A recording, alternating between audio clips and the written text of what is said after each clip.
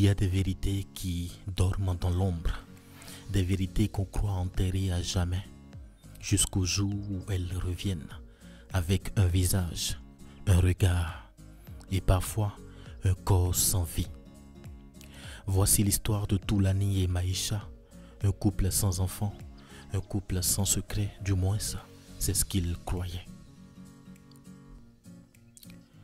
Toulani Maseko était un homme de peu de mots. Ancien militaire, décoré pour son courage pendant les opérations de maintien de la paix dans le Sahel, il s'était retiré à Pretoria avec une certaine idée de calme. Sa femme Maïcha était l'opposé parfaite. Éloquente, déterminée, procureure d'État redoutée dans tout le Gauteng. Elle incarnait la justice, la rigueur, la loi. On disait d'elle qu'elle pouvait faire trembler n'importe quel ministre. Même le président avait applaudi l'un de ses plaidoyers. Il n'avait pas d'enfant.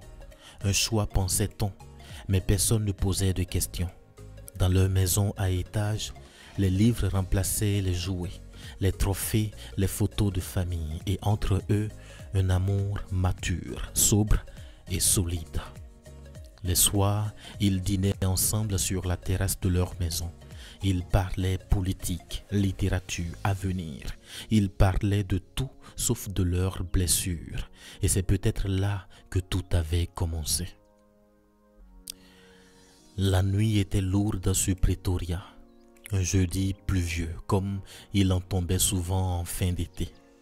Le genre de nuit où les chiens ne dorment pas, où les lampadaires vacillent et où le silence cache quelque chose. Chez les Maseko, au fond d'un quartier résidentiel bien gardé, Toulani s'était couché tôt. Il avait passé la journée à réparer une fuite sous l'évier, à trier de vieux cartons militaires. Il s'était endormi rapidement, comme un homme habitué à la fatigue. Maïcha, elle, était restée au salon, une lampe douce éclairant ses dossiers empilés, une affaire de corruption à examiner. Encore. Les lignes dansaient sous ses yeux fatigués. Le tonnerre grondait comme un avertissement ancien que personne n'écoute.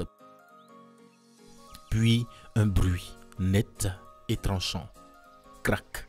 Quelque chose venait de se briser. Une vitre sans doute. Le bruit d'un carreau qu'on force, d'une maison qu'on profane peut-être. Elle se redressa, tendue. Son cœur accéléra instinctivement. Dans la chambre, Toulani se réveilla d'un coup, réflexe de soldat. Sans dire un mot, il sauta du lit pieds nus, arma son pistolet et se dirigea d'un pas précis vers le couloir. La lumière vacillait, la maison était presque noire. « Qui est là ?» lança-t-il d'une voix ferme. Silence, juste le bruit de la pluie et au loin un grondement de tonnerre. Il avança. Un pas, puis un autre. Puis soudain, une ombre, une silhouette surgissant dans le salon. Mouvement vif, flou, humain, pas de cris, pas de mots, pas de lumière, seulement l'instinct. Il tira une seule fois. Bam! Le corps bascula vers l'avant, projeté par la force du coup. Il s'écroula sur le tapis, la main tendue vers une commode. Sur la commode trônait une photo de mariage. Maïcha en robe ivoire, Toulani en costume noir, le sourire figé d'un bonheur sans fissure.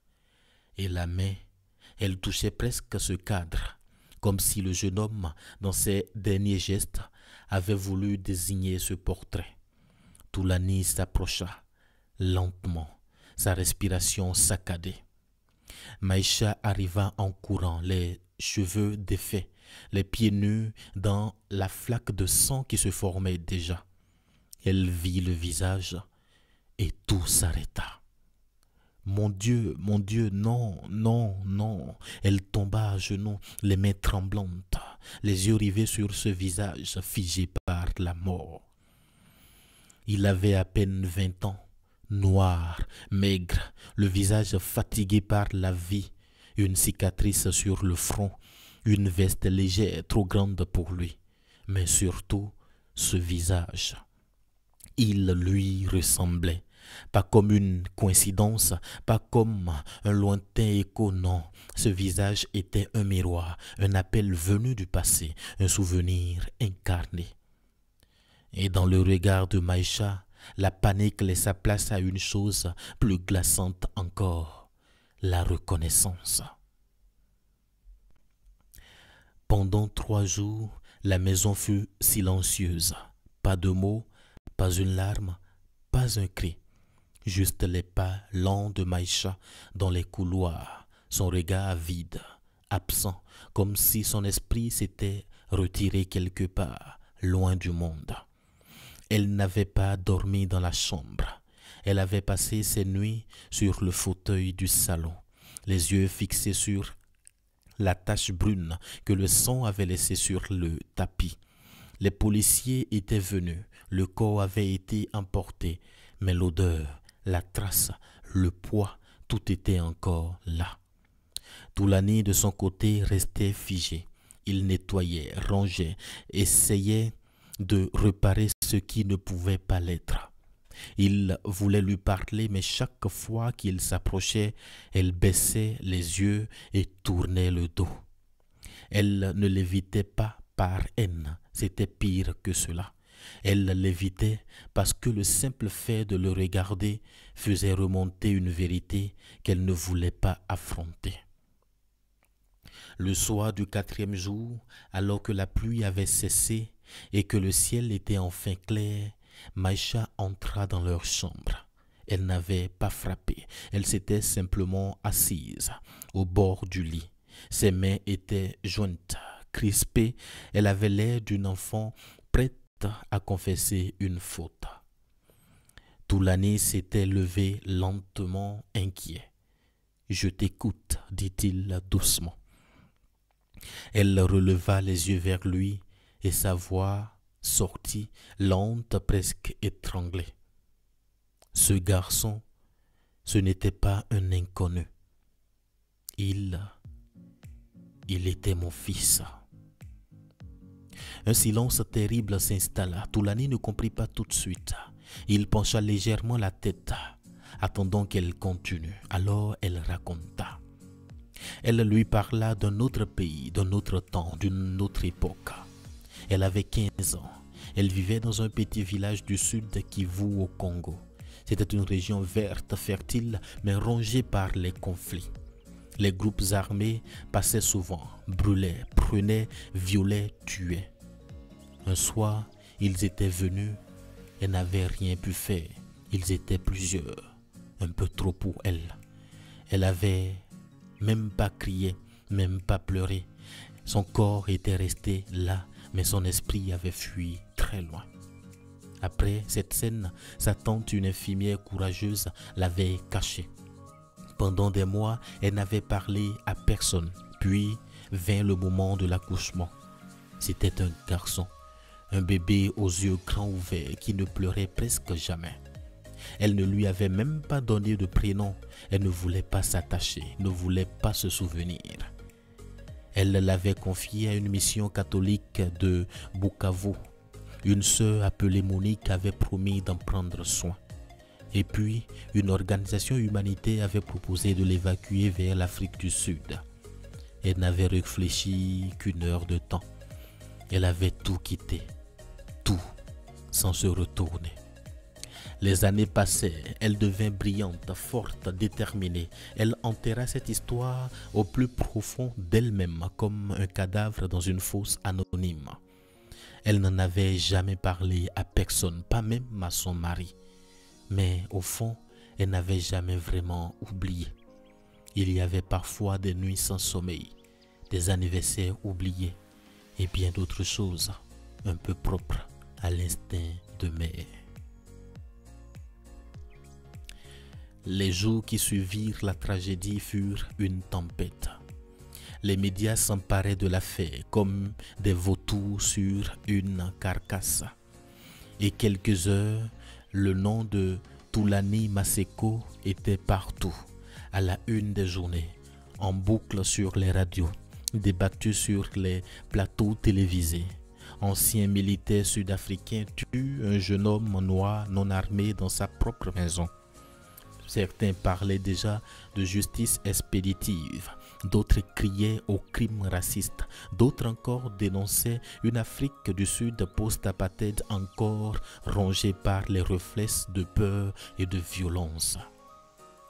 La maison fut encerclée de caméras, des journalistes campaient devant leur portail. Les voisins regardaient sans oser saluer, les appels ne cessaient plus. Menaces, insultes, rumeurs. On parlait d'un cambriolage inventé, d'un assassinat déguisé, d'un scandale judiciaire à venir. Toulané fut arrêté comme le veut la procédure. Il ne résista même pas. Il ne dit presque rien. Il répondit aux questions les yeux vides, comme un homme qui n'espérait plus rien de bon. Il était calme, respectueux mais profondément absent, comme s'il attendait lui-même le jugement. Mais le véritable choc arriva pour Maïcha lorsqu'un courrier officiel lui fut remis. En tant que procureur de la République, elle était légalement habilitée à instruire l'affaire. Et malgré son implication personnelle, malgré la possibilité de se récuser, elle ne le fit pas. Elle choisit d'y faire face. Personne ne comprit ce choix, ni ses collègues, ni ses supérieurs, ni même Toulané. Mais elle savait au fond d'elle que se détourner de cette affaire, c'était fuir. Et Maïcha ne fuyait pas, plus maintenant. Dans les jours suivants, elle étudia les éléments du dossier avec une précision chirurgicale. Elle lut les rapports de police, reconstitua la scène du crime, visionna les caméras de surveillance du quartier, écouta les témoignages des voisins, de la patrouille locale, de l'agent de sécurité de nuit. Elle découvrit que le jeune homme n'était pas armé, qu'il n'avait pas pris la fuite, qu'il avait été touché dans le dos à 2 mètres seulement de la porte d'entrée. Et puis, une enveloppe glissée dans un dossier tomba entre ses mains. Ce n'était pas un document officiel, pas un rapport, c'était une lettre froissée, usée, écrite à la main sur un papier jauni. Elle la déplia avec lenteur, les mains tremblantes. « Je crois que tu es ma mère. J'ai vu une photo de toi dans un article de journal. Ton nom est le même. Tes yeux, je les ai aussi. Je ne veux rien. Je ne veux pas te faire du mal. Je veux juste te voir, te parler, pas pour te juger. Pas pour te demander des comptes, juste pour savoir si tu m'as un jour aimé. Maman, si c'est toi, je t'en prie, laisse-moi te voir juste une fois. » Maïcha s'effondra littéralement. Son corps glissa du fauteuil, sa tête tomba contre le carreau.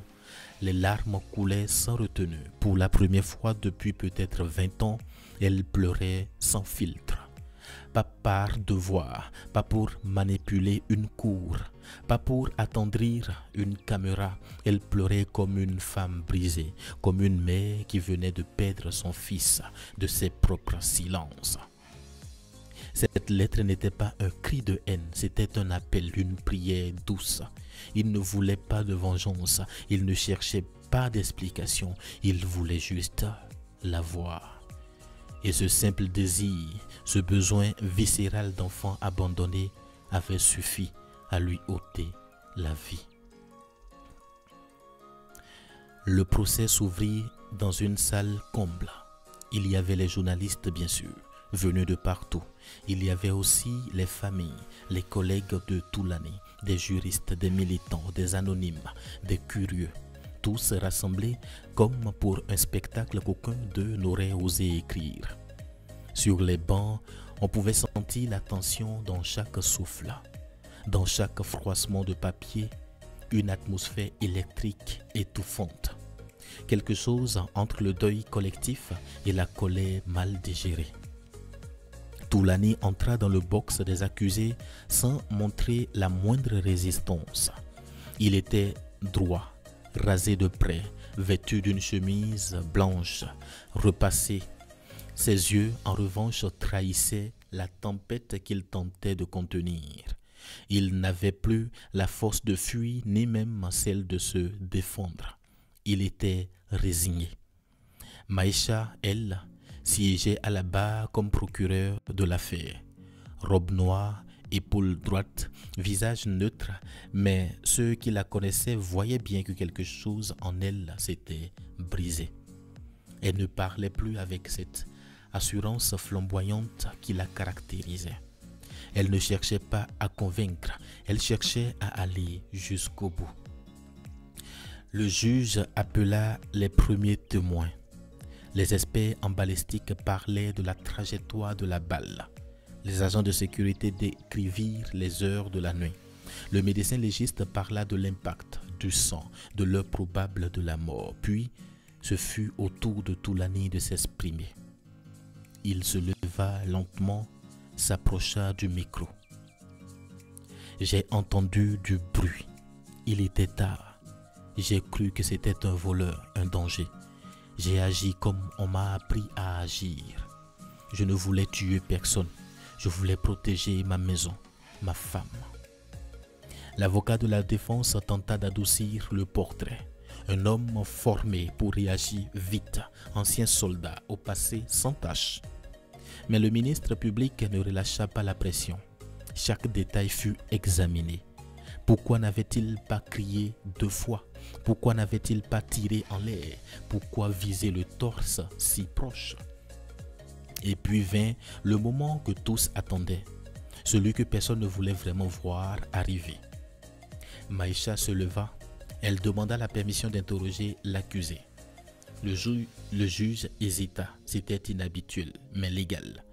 Il acquiesça d'un signe de tête. Elle s'approcha lentement, d'un pas presque cérémonial. Et quand elle prit la parole, ce fut d'une voix posée, calme, pour être naturelle. « Monsieur Maseko, dit-elle sans le regarder, saviez-vous que le jeune homme que vous avez tué était non armé? » « Non, répondit Toulani d'un ton rauque. « Étiez-vous menacé à ce moment précis? Avez-vous vu une arme, une attitude violente, un geste agressif? » « Non. » Elle marqua une pause, un silence si lourd que certains dans la salle cessèrent de respirer. « Si vous aviez su que ce garçon était votre fils, qu'auriez-vous fait? » Cette fois, Toulani leva les yeux vers elle. Il resta là figé, comme frappé de plein fouet. « Je n'aurais jamais tiré, murmura-t-il. Elle baissa les yeux. Elle semblait vaciller, mais se redressa aussitôt. « Moi aussi, je ne savais pas, pas vraiment, pas encore. Mais dans mon cœur, au moment où je l'ai vu, j'ai su. Et vous aussi, je pense, vous l'avez vu. Et vous avez tiré quand même. » Toulani voulut dire quelque chose, mais rien ne sortit. La salle était en silence absolu. Le juge lui-même avait posé son stylo. Le moment dépassait les codes juridiques. C'était une scène humaine, crue et déchirante. Maïcha ferma son dossier, le posa lentement. « Monsieur le Président, déclara-t-elle d'un ton ferme, au regard des éléments, des circonstances, et malgré mon implication personnelle, je demande que la loi soit appliquée dans toute sa rigueur. Je demande la peine maximale prévue par la législation. » Un frisson parcourut la salle. Les mots étaient tombés comme des pierres. Puis elle retourna s'asseoir, sans un regard pour l'homme qu'elle venait de livrer à la justice. Son mari, l'amour de sa vie, le père de l'enfant qu'elle n'avait pas su protéger. La sentence fut rendue 3 jours après la dernière audience. 20 ans de réclusion ferme, sans possibilité de libération anticipée. Toulani n'avait pas bronché, il n'avait pas pleuré, ni crié. Il s'était levé avec la même droiture qu'à son entrée. Il avait salué le juge, signé les documents, puis s'était retourné une dernière fois vers Maïcha. Elle, en revanche, n'avait pas levé les yeux. Il fut transféré à la prison centrale de Pretoria dans la nuit du jeudi, comme tous les condamnés à longue peine, comme tous les anciens militaires qu'on déteste souvent plus que les criminels entre ses murs. Dès son arrivée, il fut accueilli par des regards hostiles. Dans les couloirs, les murmures se propageaient vite. Le soldat tueur, celui qui tire sur des enfants, le mari de la procureure. Les jours qui suivirent furent un enfer. On l'isola d'abord pour sa sécurité, disait-on. Mais on savait ce que ça voulait dire. Exposition à la peur, au bruit, aux menaces. Les anciens détenus racontent que dans ces couloirs, les militaires n'ont pas droit au pardon. Trop de haine collective, trop de comptes non réglés, trop de sang versé. Le 5e jour, un matin, les gardiens retrouvaient son corps dans un angle sombre du réfectoire, la tête enfoncée contre le mur, le cou brisé. Officiellement, on parla d'une chute. Officieusement, tout le monde savait. Toulani avait été tué, battu à mort, pas par vengeance, mais parce qu'il était un militaire, parce qu'il avait tué un jeune noir, parce qu'il représentait l'ordre dans un lieu régi par la loi du chaos. Quand la nouvelle arriva à Maïcha, elle s'effondra. Cette fois, il n'y eut ni caméra, ni procès, ni robe noire. Elle hurla de toutes ses forces.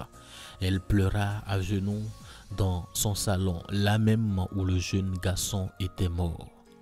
Elle avait voulu la justice. Elle avait voulu laver ses fautes. Elle avait voulu honorer la mémoire d'un fils oublié.